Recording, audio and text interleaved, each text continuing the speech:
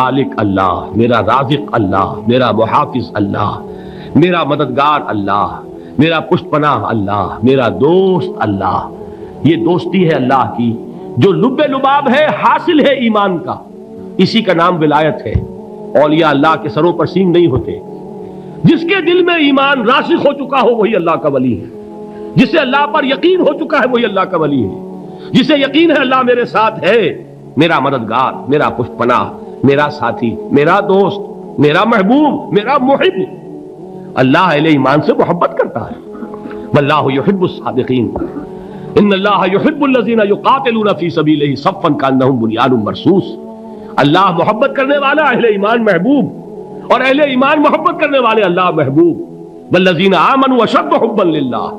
آپ تصور کیجئے جسے یہ رشتہ ایمان یا رشتہ ولایت حاصل ہو جائے، الا ان اولیاء اللہ لا خوف علیہم ولا هم یحزنون، آگاہ ہو جاؤ، اللہ کے دوستوں کے لیے نہ کوئی خوف ہے نہ کوئی حزن ہے۔ اور میں بیان کر چکا تھا، خوف اور حزن کے خاتمے ہی کا نام امن ہے۔ زوال خوف، زوال حزن۔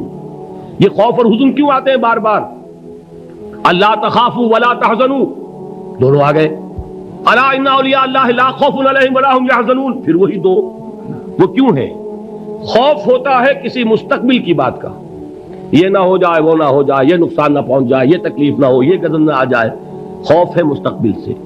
حزن ہے یہ کیوں ہوا، یہ نہیں ہونا چاہیے تھا، یہ میرا فلاں چیز میرے ہاتھ سے جاتی رہی ہے، فلاں موقع نکل گیا، اب بیٹھے ہوئے ہیں اندر ہی اندر کڑ رہے ہیں، صدمہ ہے اور رنج ہے۔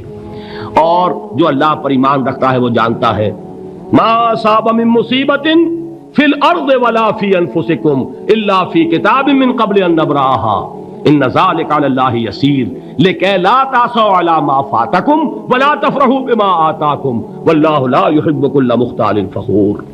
اس زمین میں یا تمہاری جانوں میں کوئی تکلیف، کوئی مصیبت نہیں آ سکتی سوائے اس کے کہ جو اللہ نے لکھ دی ہو، اس سے پہلے کہ وہ ظاہر ہو۔ جس کو یہ حقیقت معلوم ہو گئی اس کو یہ طرز عمل اختیار کرنا چاہیے، جو چیز چھن جائے، جاتی رہے، چھوٹ جائے، اس پر افسوس نہ کرو۔ کس نے چھینی؟ دوست نے۔ دوست کے فیصلے پر شکایت، دوستی کو بٹا لگا رہے ہو، سرے تسلیم خم ہے جو مزاج یار میں آئے۔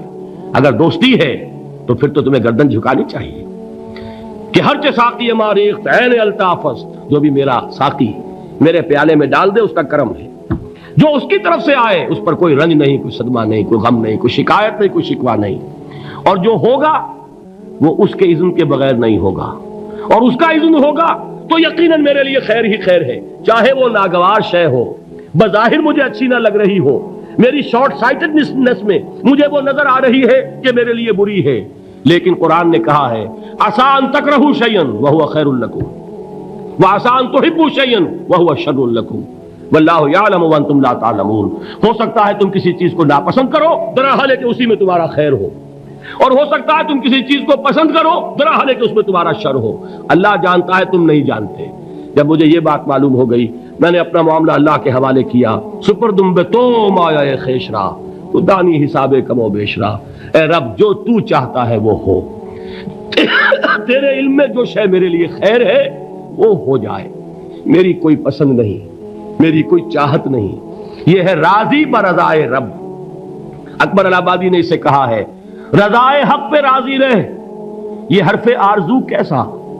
خدا خالق، خدا مالک، خدا کا حکم تو کیسا؟ جب میں آ گیا بیچ میں، میری پسند، میری مرضی، میری خواہش، میری چاہت، یہی تو شرک ہے۔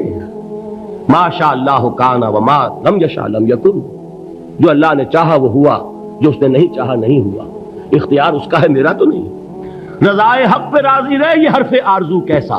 خدا خالق، خدا مالک، خدا کا حکم تو کیسا؟ اقبال نے اسے کہا ہے فارسی میں۔ اب آپ کہیں اس کا ترجمہ بھی کرو تو وہ مجھے ذرا اس وقت کچھ بہت ہی بدذوقی کسی بات نظر آئے گی۔ جائیے پوچھئے کسی سے جسے فارسی آتی ہو۔ برو کشید ز پیچا کے ہست بود مرا چوک دہا کے مقام رضا کشود مرا۔ مجھے تو تمام پیچ و خم سے نکال دیا اس مقام رضا نے۔ میں راضی برضائے رب ہوں، جو فیصلہ اس کا میں اس پر راضی۔ تو کہاں کا حزن اور کس کا خوف؟ یہی زوال حزن اور زوال خوف، یہی ہے امن، یہ نتیجہ ہے ایمان کا۔